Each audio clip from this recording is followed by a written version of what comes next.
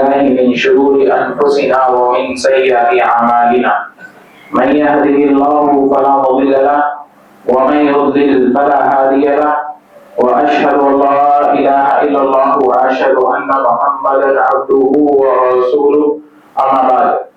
فإن خير الحديث كتاب الله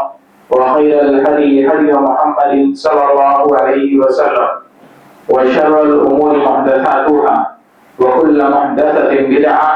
وكل بدعة ضلالة وكل ضلالة في النار. أعوذ بالله السميع العليم من الشيطان الرجيم من همزه ونفخه ونفخه. يا أيها الذين آمنوا اتقوا الله حق تقاته ولا تموتن إلا وأنتم مسلمون. يا أيها الناس اتقوا ربكم الذي خلقكم من نفس واحدة وخلق منها زوجها وبث منهما رجالا كثيرا ونساء واتقوا الله الذي تساءلون به والأرحام إن الله كان عليكم رقيبا. يا أيها الذين آمنوا اتقوا الله وقولوا قولا سديدا يصلح لكم أعمالكم ويغفر لكم ذنوبكم ومن يطع الله ورسوله فقد فاز فوزا عظيما. ہر طرح کی حمد و ثنا بڑائی اور بزرگی اللہ رب العالمین کے لیے اور انگنت درود و سلام نازل ہو ہمارے آخری نبی جناب محمد رسول اللہ صلی اللہ علیہ وسلم. معزز حاضرین جمعہ، ہمیں ہر حال میں اللہ رب العالمین کا شکر گزار رہنا چاہیے. اللہ رب العالمین کی تعریف اور اللہ رب العالمین کی حمد و ثنا بیان کرتے رہنا چاہیے. اس لیے کیونکہ اللہ رب العالمین نے جہاں دنیاوی طور پر ہمیں بے شمار انعامات اور احسانات سے نوازا ہے، اسی کے ساتھ ساتھ اللہ رب العالمین نے ہمیں اسلام جیسی ایک بہت عظیم نعمت عطا کی ہے. ایک آدمی کے پاس دنیا کی ساری نعمتیں موجود ہو، مال ہو، دولت ہو، ہر چیز موجود ہو، لیکن اگر اسلام نہ ہو، مسلمان نہ ہو یا صحیح دین کی سمجھ نہ ہو تو وہ آدمی دنیا کا سب میں بدبخت انسان ہوگا، سب میں زیادہ نقصان اٹھانے والا انسان ہوگا. لیکن اگر ایک آدمی اس کے پاس دین کی تعلیم موجود ہے، اسلام کے مطابق وہ عمل کر رہا ہے، اللہ رب العالمین نے قرآن اور حدیث میں جو احکامات جو حکم دیا ہے اس کے مطابق پورا تو نہیں لیکن یہ کہ پوری کوشش ضرور کرتا ہے کہ جتنا اس کی طاقت میں ہے وہ اتنا عمل کر لے. کیونکہ اللہ رب العالمین نے خود اپنا ایک ضابطہ اور اصول بیان کیا ہے، لا یکلف اللہ نفسا الا وسعہا. اللہ رب العالمین ایک بندے کو اتنا ہی مکلف کرتا ہے، اس کے اوپر اتنا ہی بوجھ ڈالتا ہے جتنا اس کی طاقت میں ہو. تو اسلام کے احکامات پر اگر آپ اپنی طاقت کے بقدر عمل کرتے ہیں تو یقین جانیے کہ آپ اللہ رب العالمین کے نزدیک خوش نصیب بندے ہیں اور اللہ رب العالمین اس دنیا میں بھی آپ کو کامیابی عطا کرے گا اور آخرت میں بھی کامیابی عطا کرے گا. اسلام نے زندگی گزارنے کے کہ آپ کو دنیا کے اندر کیسے رہنا ہے، کیسے آپ کو چلنا ہے، کھانا ہے، پینا ہے، معمولی سے معمولی چیز کی طرف اسلام نے آپ کو رہنمائی کر دی ہے کہ آپ ان احکامات پر کس طریقے سے عمل کریں گے. اسی طریقے سے آپ اللہ رب العالمین کے بندے بن جائیں، آپ اللہ رب العالمین کے سب میں زیادہ اللہ رب العالمین کے پسندیدہ بن جائیں اور اللہ رب العالمین آپ سے راضی ہو جائے، اس بات کی بھی کوشش آپ کو کرتے رہنا چاہیے. تو دنیا کے اندر جب ہم آتے ہیں اور اسلام کی تعلیمات کو ہم دیکھتے ہیں تو دونوں چیزیں کہ دنیا میں آپ کو کیسے زندگی بسر کرنا ہے یہ بھی اسلام نے سکھا دیا ہے. دنیا کے اندر سب میں اہم چیز ہوتا ہے معاشرہ اور سوسائٹی. یہ سوسائٹی کیسے مہذب بن سکتی ہے، کیسے پاکیزہ بن سکتی ہے، کیسے اس سوسائٹی کے اندر سدھار آ سکتا ہے، یہ سوسائٹی کیسے خوشحال سوسائٹی بن سکتی ہے، اس کے لیے بھی اسلام نے پوری رہنمائی کی ہے. اسی طریقے سے آپ اللہ کے کیسے محبوب بن سکتے ہیں، اللہ کے نزدیک کیسے پسندیدہ بن سکتے ہیں، اس کا بھی اسلام نے پورا پورا واضح طور سے بیان کر دیا ہے۔ اب اس دین کے اندر آپ کو کسی نئی اور چیز کی لانے کی ضرورت نہیں ہے۔ اللہ کے رسول صلی اللہ علیہ وسلم نے خود فرمایا ترکتکم علی محجۃ البیضاء لیلھا کنہارھا، میں نے تمہیں ایسے صاف و ستھرے راستے پر، ایسے روشن راستے پر چھوڑا ہے، لیلھا کنہارھا، کہ اس کی راتیں بھی دن کی طرح روشن ہیں۔ یعنی آپ کو کہیں پر کوئی اندھیرا نہیں دکھائی دے گا۔ آپ اگر کسی حکم پر عمل کرنا چاہتے ہیں، صاف قرآن اور حدیث میں اس تعلق سے احکامات موجود ہیں۔ تو دو چیزیں میں نے ابھی بیان کیا، دنیا کے اندر آپ کو کیسے رہنا ہے، آپ کا معاشرہ اور سوسائٹی کیسے مہذب اور پاکیزہ بن سکتا ہے، اس طرح بھی اسلام نے رہنمائی کرتی ہے، اور اسی طریقے سے آپ اللہ رب العالمین کے کیسے محبوب بن سکتے ہیں، کیسے اللہ کے پسندیدہ بندے بن سکتے ہیں، اس کی طرف بھی اسلام نے رہنمائی کر دی ہے۔ اب ہم آتے ہیں یہ دو بنیادی چیز کے جاننے کے بعد کہ آج کا جو دن جس طریقے سے اب دونوں چیز میں دیکھیے، آج کے دن میں دونوں چیزوں کے اندر، کیونکہ ہمارا معاشرہ، میں نے ابھی بیان کیا کہ اسلام کی جو تعلیم ہے وہ معاشرے اور سوسائٹی کو بہتر بنانے کی طرف زیادہ زور دیتی ہے، زیادہ اس بات کی طرف زور ہوتا ہے کہ سوسائٹی کے اندر بگاڑ نہ آئے، خرابی نہ آئے، اور اسی لیے اللہ رب العالمین نے بہت سارے احکامات کیے، رشتہ داروں کے حقوق کو بیان کیے ہیں، اولاد کے والدین کے ساتھ اولاد کے حقوق کو اللہ رب العالمین نے بیان کیا ہے، بہت ساری چیزوں کو اللہ تعالیٰ نے بیان کیا ہے کہ جب آپ سوسائٹی میں لین دین کا طریقہ اللہ تعالیٰ نے بیان کیا ہے کہ آپ سوسائٹی میں رہتے ہو تو معاملات کیسے ہونے چاہیے، لوگوں کے ساتھ کیسے رہے، آپ لین دین کریں تو کس طریقے سے کریں، آپ کے اوپر جو حقوق اور واجبات، جو ذمہ داریاں بنتی ہے آپ کے پڑوسی کے تعلق سے، پڑوسی کا بھی حکم اسلام نے بیان کیا ہے۔ کیوں پڑوسی کا حکم اسلام نے بیان کیا؟ کیونکہ آپ جب اپنے گھر میں رہے سکون اور اطمینان سے رہے، آپ کا پڑوسی اپنے گھر میں رہے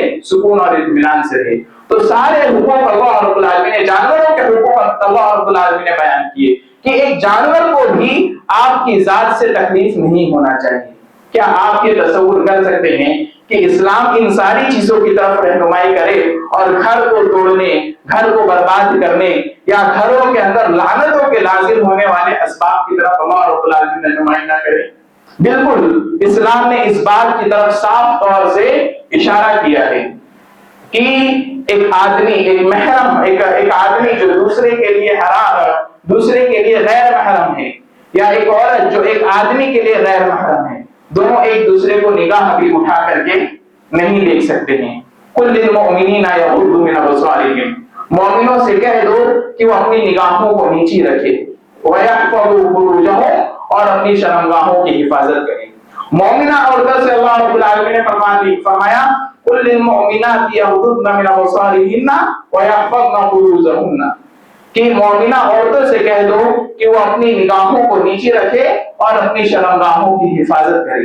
تو یہاں پر آپ دیکھیں کہ پہلا جو شیطان کا حلبہ ہوتا ہے، جو آج کے دن میں جو فحاشی یا ویلنٹائن ڈے کے نام پر انجام دی جانے والی ہے، اس کے لیے کیا ہے، شیطان کی دیکھیں کس طرح سے ترتیب بوار چال ہوتی ہے کہ شیطان ایک ساتھ ایک عورت کی طرف یا ایک آدمی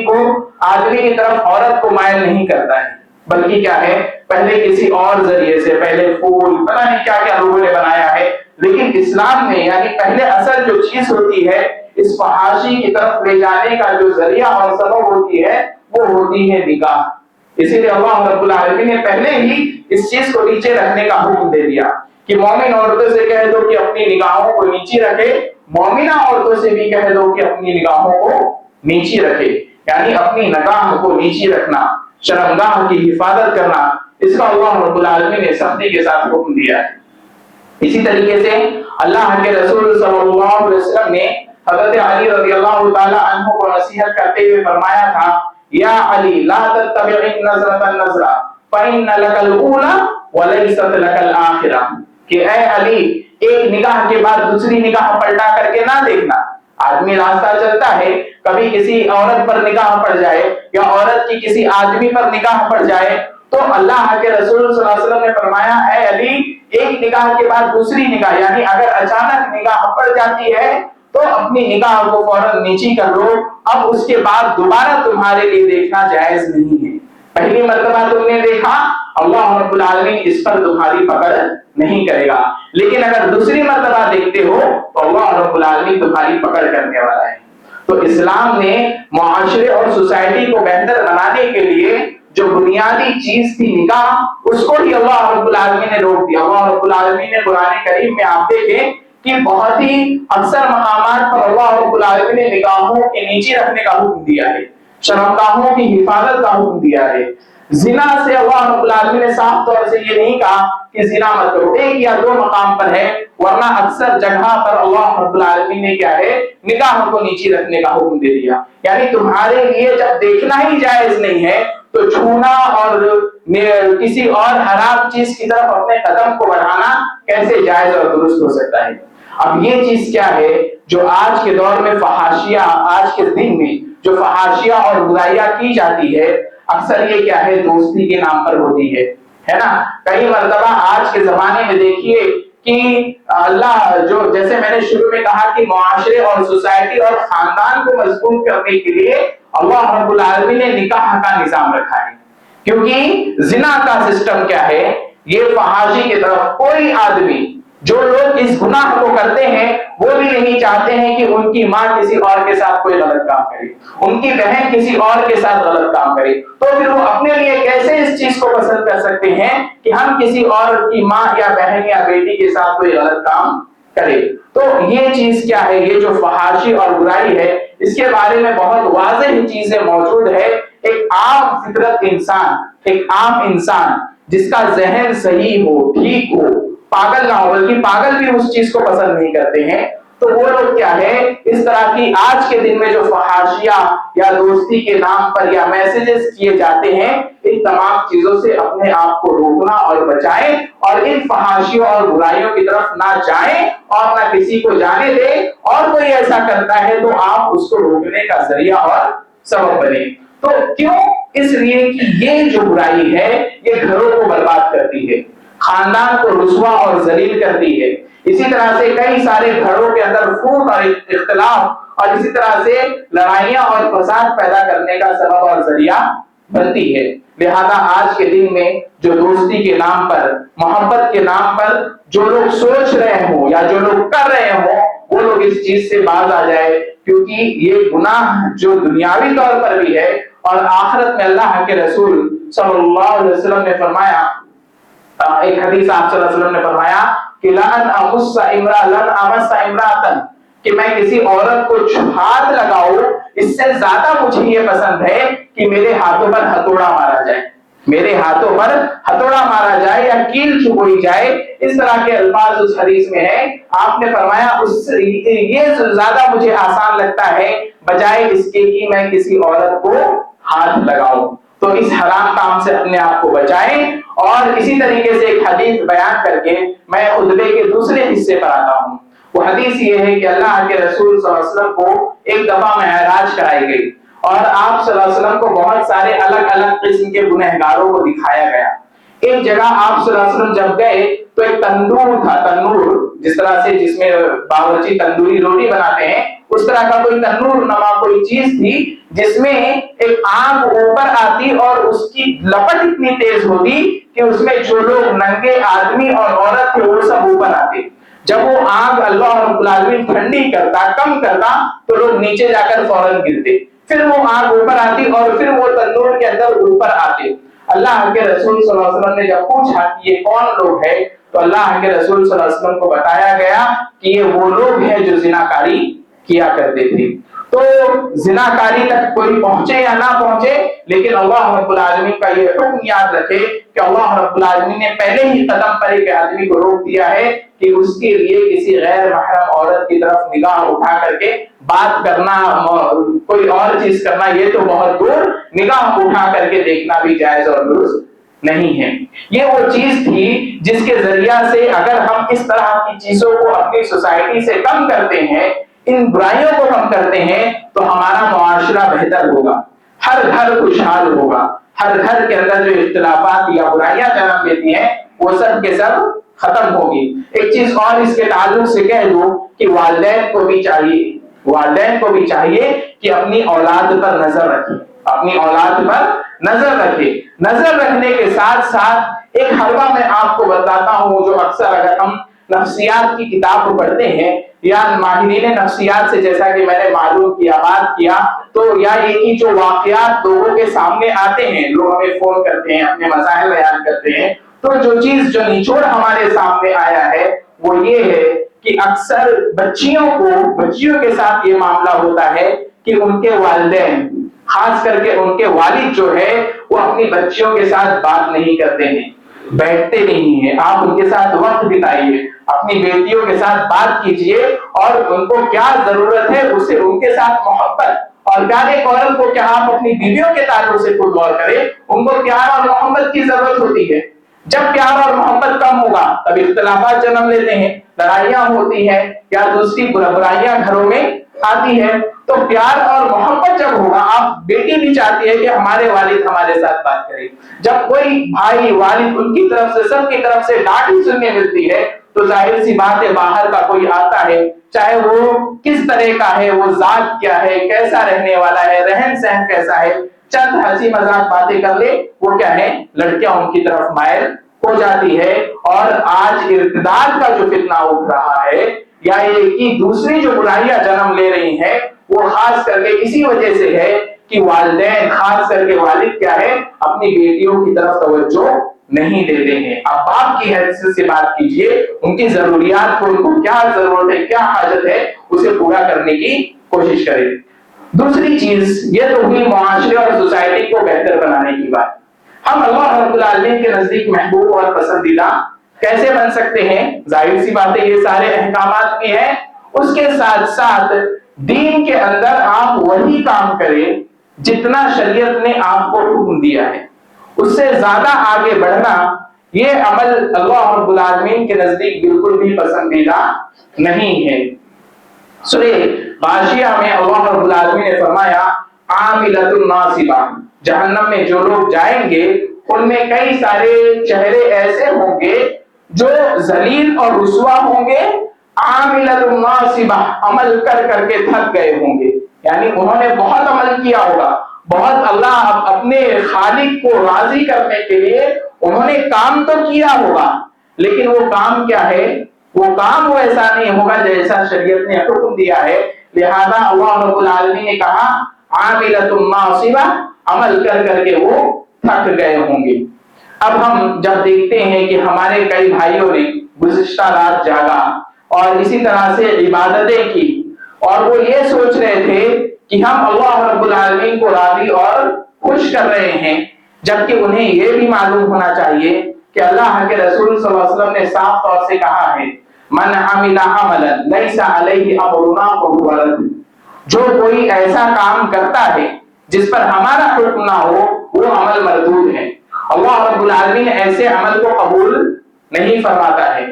اور اسی طریقے سے اسے بدعت کہا جاتا ہے. بدعت کیا ہے؟ آپ دین کے اندر کوئی ایسا کام کرے جس کا شریعت نے کوئی حکم نہیں دیا، یعنی اللہ اور اس کے رسول نے کوئی حکم نہیں دیا.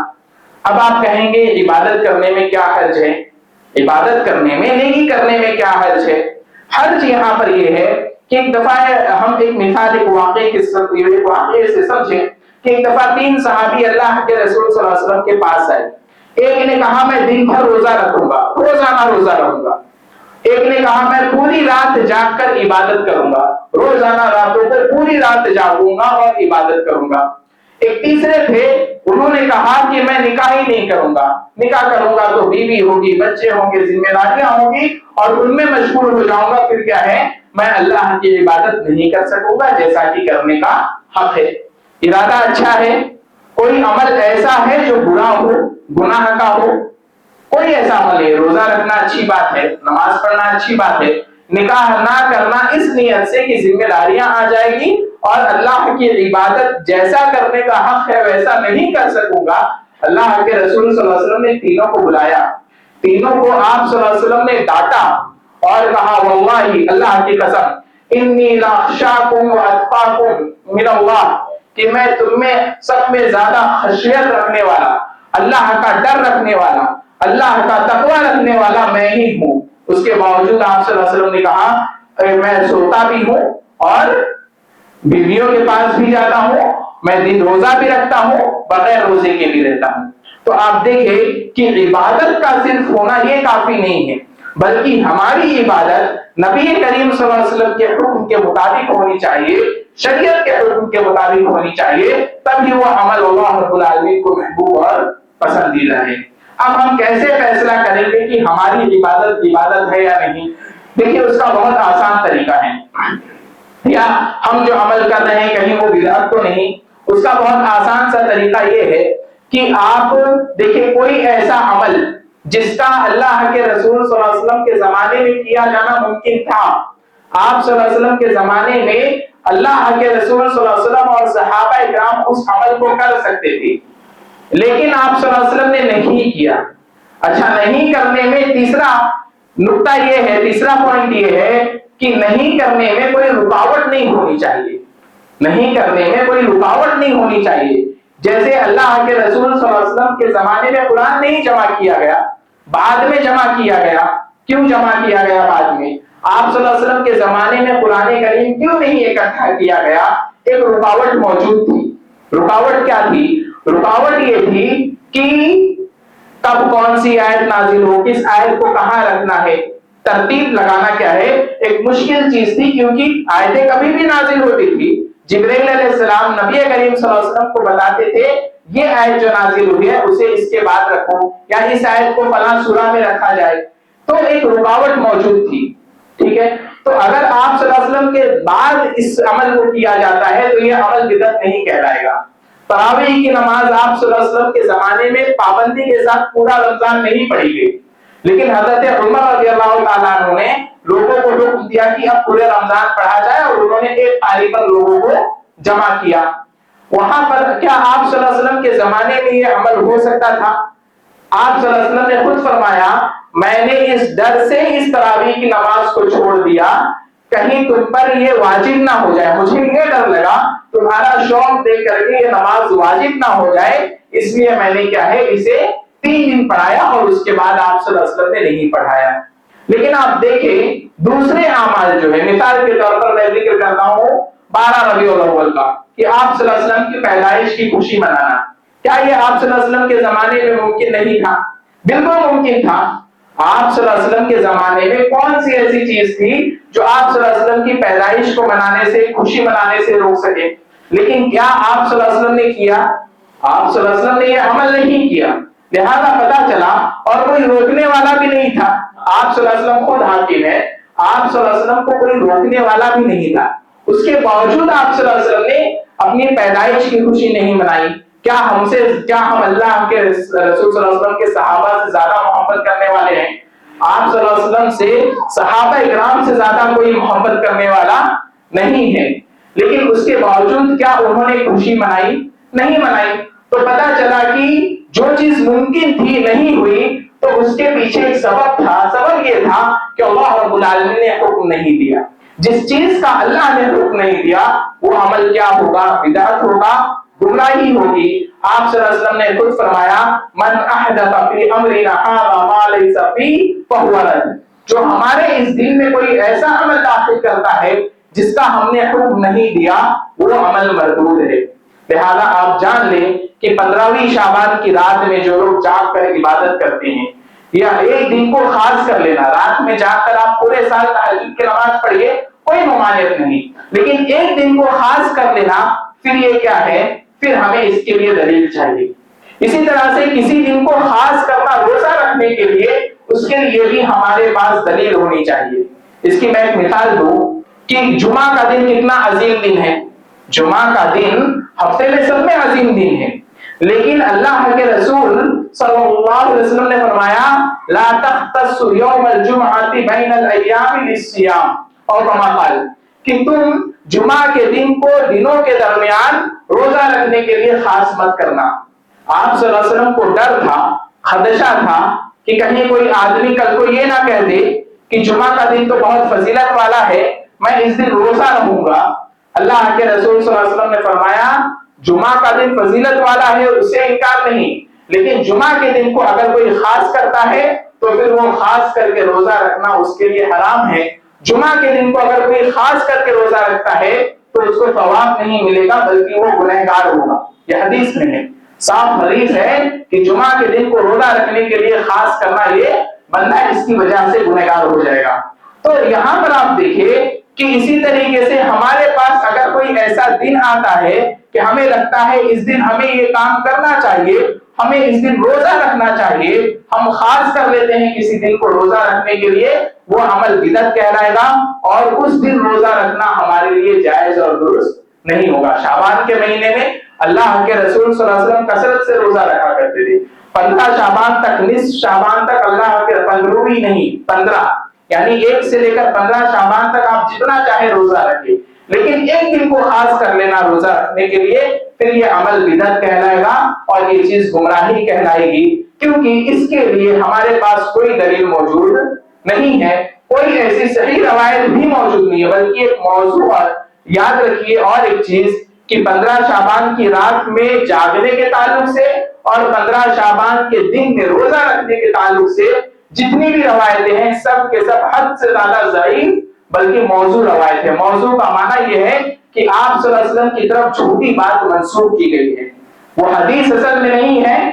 گرچہ وہ حدیث کی کتابوں میں موجود ہے، لیکن وہ حدیث کیا ہے؟ راوی آپ کے پاس اگر کوئی جھوٹا آدمی آ کر کوئی چیز بیان کرے، کیا آپ اس کی بات کو مانیں گے؟ کوئی آدمی جھوٹا ہے اور وہ آ کر آپ کو کچھ کہتا ہے، آپ پہلے اس کی تحقیق کریں گے، چیک کریں گے. ہمارے پاس حدیث کے اندر بھی آپ صلی اللہ علیہ وسلم کی طرف جھوٹے راویوں نے کیا ہے؟ حدیثیں منسوخ کی ہے، جھوٹی باتیں آپ صلی اللہ علیہ وسلم کی طرف منسوخ کر دی ہے اپنے فائدے کے لیے، اپنے مفاد کے لیے، یا لوگوں کو نیکیوں کی طرف راغب کرنے کے لیے. لیکن نیکی کی طرف راغب کرنے کا معنی یہ نہیں ہے کہ آپ صلی اللہ علیہ وسلم کی طرف ہم جھوٹی بات منسوخ کر دیں. تو جو کوئی ایسا کرتا ہے وہ خود گنہگار ہوتا ہے، اور اللہ کے رسول صلی اللہ علیہ وسلم نے فرمایا من کذب علی متعمدا فلیتبوأ مقعدہ من النار، جو مجھ پر جان بوجھ کر جھوٹ بولتا ہے وہ اپنا ٹھکانہ جہنم بنا لے. تو 15 شعبان کے تعلق سے ایک بھی روایت، چاہے وہ بکریوں کے بال والی روایت ہو، جو بکریوں کے بال مینڈھے والی روایت ہے کہ اس کے بال کے برابر اللہ رب العالمین مغفرت کرتا ہے، اس روایت میں 2 جھوٹے راوی موجود ہیں، ایک نہیں بلکہ 2 جھوٹے راوی موجود ہیں، اور سند بھی اس کے اگر حدیث کے جو ماہرین ہوتے ہیں انہوں نے سبھی نے اس کی سند کو کیا ہے؟ موضوع اور من گڑت کہا ہے. چاہے وہ صلاۃ الالفیہ ہو یعنی 100 رکعت پڑھی جائے اور اس کا ایک خاص طریقہ بیان کیا جاتا ہے. آپ غور کریں، کیا یہ عاملۃ الناصبہ نہیں ہے کہ ایک آدمی پوری رات جاگ کر کے 100 رکعت نماز پڑھے، سورہ فاتحہ کے بعد 10 مرتبہ سورہ اخلاص پڑھے ہر رکعت میں، عمل اتنا کر رہا ہے کہ تھک گیا، لیکن اس کا وہ عمل بجائے اس کے کہ اس کو ثواب ملتا اس کو گناہ مل رہا ہے. تو ظاہر سی بات ہے یہ عمل اللہ رب العالمین کے نزدیک قبول نہیں ہوتا. اس کے ساتھ ساتھ کئی سارے حرام کام بھی کیے جاتے ہیں. عبداللہ بن عباس رضی اللہ تعالیٰ عنہ کہتے ہیں کہ اللہ کے رسول صلی اللہ علیہ وسلم نے لعنت بھیجی ہے ان عورتوں پر جو قبرستان کی زیارت کرتی ہے، اسی طرح سے ان لوگوں پر جو قبرستان پر مسجد بناتے ہیں یا اس پر لائٹنگ کرتے ہیں. صاف طور سے چراغ جلانے کا یعنی لائٹنگ کرنے کا آپ صلی اللہ علیہ وسلم نے ایسے لوگوں پر جو قبروں پر لائٹنگ کرتے ہیں ان لوگوں پر اللہ کے رسول صلی اللہ علیہ وسلم نے لعنت بھیجی ہے. تو غور کرے کہ صرف بدعت ہی نہیں بلکہ کئی سارے حرام کام اس رات میں اور اس دن میں انجام دیے جاتے ہیں. لہذا ہم اگر چاہتے ہیں کہ اللہ رب العالمین کے محبوب اور پسندیدہ بن جائے تو سنت رسول صلی اللہ علیہ وسلم کو اتباع کیجیے. آپ صلی اللہ علیہ وسلم نے جیسا زندگی بسر کی ہے، عبادت کا بھی طریقہ اللہ کے رسول صلی اللہ علیہ وسلم نے بیان فرما دیا ہے کہ آپ کو اللہ کے محبوب کیسے بننا ہے. اگر آپ کسی دن کو کسی رات کو خاص کرتے ہیں تو یہ عمل بدعت اور گمراہی ہوتی ہے، پھر اللہ رب العالمین ایسے عمل کو قبول نہیں فرماتا ہے. لہذا ہمیں سمجھنا چاہیے کہ کہیں ہمارے عمل ایسے تو نہ ہو کہ ہم اللہ کو راضی کرنے کے لیے عمل کر رہے ہوں لیکن وہ عمل کیا ہے؟ سارے کے سارے رائے گا اور برباد ہو رہے ہو. اللہ رب العالمین ہماری عبادتوں کو قبول فرمائے. اللہ رب العالمین ہمیں نبی کریم صلی اللہ علیہ وسلم کے احکام حکموں کے مطابق زندگی بسر کرنے، اپنے دنیا کے معاملات کو گزارنے اور اس طرح سے عبادت کی تمام چیزوں کو شریعت کے مطابق گزارنے کی توفیق عطا فرمائے. اللہ رب العالمین ہمیں جو بیماری ان کی مغفرت ان کو شفایابی عطا فرمائے، جو ہمیں انتقال کر کے ان کی مغفرت فرمائے. اللہ رب العالمین تمام مومنین اور مومنات کے درجات کو بلند فرمائے. آمین. بارک اللہ لنا ولکم فی القرآن العظیم ونفعني وإياكم بالآيات والذكر الحكيم إنه تعالى جواد كريم ملك رؤوف رحيم.